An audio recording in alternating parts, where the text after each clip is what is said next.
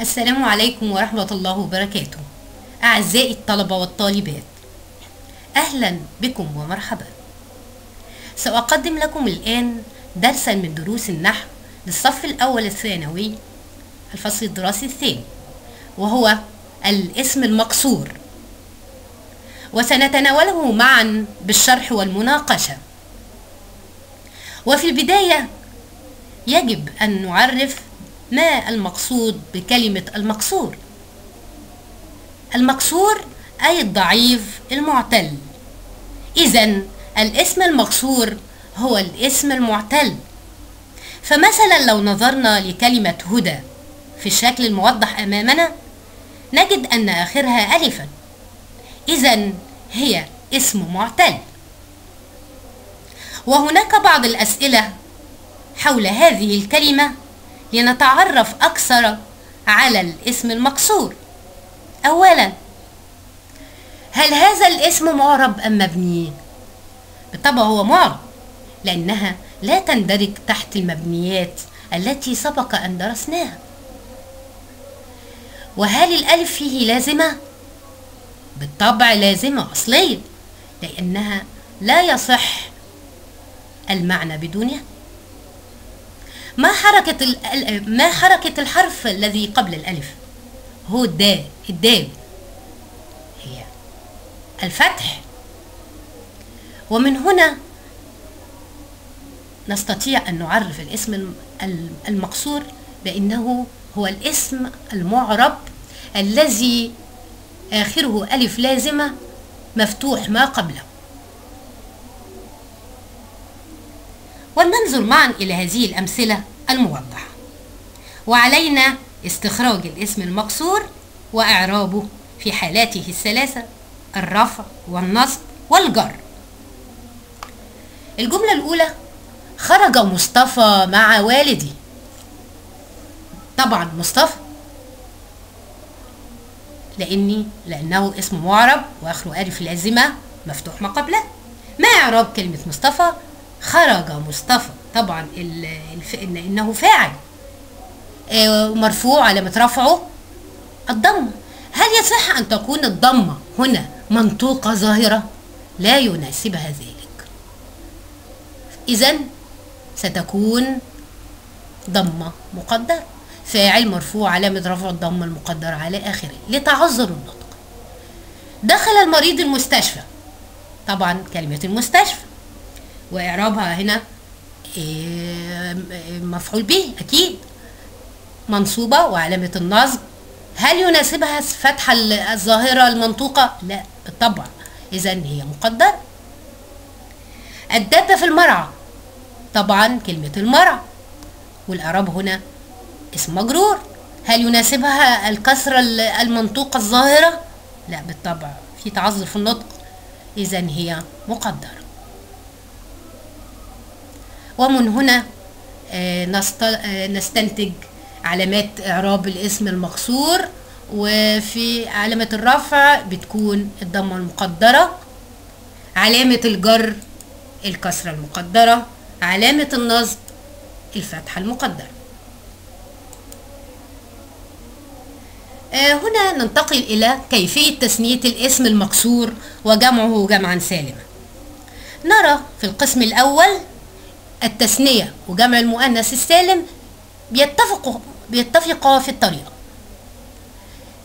وهي عندما تكون الألف ثالثة في الاسم المقصور، الألف ثالثة ترد إلى أصلها الواو أو الياء، ثم نزد علامة التثنية وجمع المؤنث على الكلمة. وهنا مثال: علا. الألف ثالثة أصلها واو، نعرف الأصل من المضارع أو المصدر: يعلو، علو. بعد ذلك نكتب الكلمة عين لام ونحولها واو، ثم نضف علامة التثنية اللي هي الألف والنون أو الياء والنون حسب الحال في المثنى. وهنا في جمع المؤنث بنضيف الألف والتاء. بالنسبة لكلمة هدى، أصل الألف بنجيب المضارع: يهدي، هدي، ياء أو ياء. إذا بنكتب الهاء والدال والياء ونضيف الألف والنون المثنى أو الألف والتاء للجمع المؤنث. كبرى، كبرى هنا الألف رابعة بتقلب ياء ثم نزد علامة التثنية وجمع المؤنث. كبرى نكتب الكاف والباء والراء وبعدين الياء ونزود ألف ونون. كبريان في جمع المؤنث كبريات. ننتقل إلى جمع المذكر السالم وله طريقة. تحذف الألف ويفتح ما قبلها ثم نزد علامة جمع المذكر. مثلا إذا كانت ثالثة أو رابعة الاتنين واحد. مثلا رضا الألف هنا ثالثة مثلا بنحذف الألف يبقى الراء والضاد راضة ونزود علامة جمع المذكر ونفتح قبل الألف المحذوفة الضاد يبقى راضة. نحط الواو والنون أو الياء والنون راضون.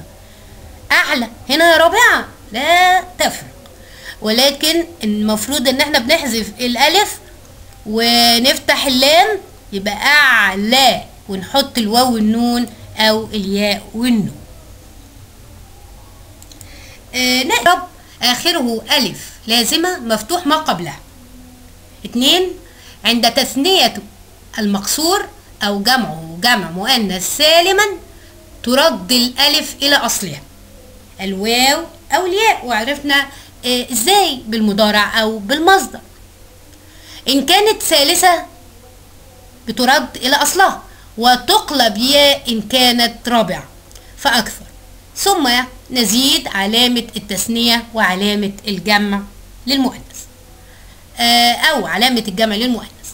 3 إذا جمع المكسور جمع مذكر سالم حذفت ألفه وبقي ما قبلها مفتوحا ثم نزيد علامة الجمع المذكر. ملاحظة: الاسم المكسور المفرد يعرب بحركات مقدرة على الألف رفعا ونصبا وجر. ونأتي الآن إلى التدريب، وكثيرا ما يأتي هذا التدريب في الامتحان، وهو أن يأتي بجملة ويطلب منك تثنية العبارة الآتية أو جمعها جمعا سالم. الجملة الأولى سنجيبها معا ونترك الثانية كواجب منزلي. هو الأعلى وهي العليا. لو سنينا هنمسك هو الأعلى كمذكر هنا هتبقى عندنا هما الأعلى. اتفقنا ان هنا الألف هنا اهو رابعة او اكثر، يعني عندنا هتبقى هتقلب ياء في المثنى، تقلب ياء ونزود علامة التثنية وهي هتبقى هم لانها بتتفق مع المذكر. هما مذكر ومؤنث.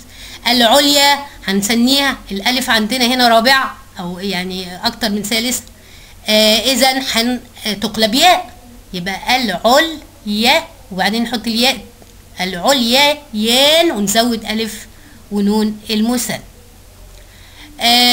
بالنسبة لو جمعنا هنا هو هتبقى ايوه هم، وهنا جمع مذكر سالم هنحذف يبقى الأعلى ونفتح اللام الأعلون، وجايبينها مرفوعة لأنها خبر مش هينفع الأعلين مثلا يبقى الأعلون، وهي هتبقى هن. العليا جمع مؤنث سالم يبقى هتقلب الألف لياء ونزود ألف وإيه وتاء التأنيث، وهن العليات. نشوف مع بعض الإجابة: هما الأعليان وهما العليان، هم الأعلون وهن العليات.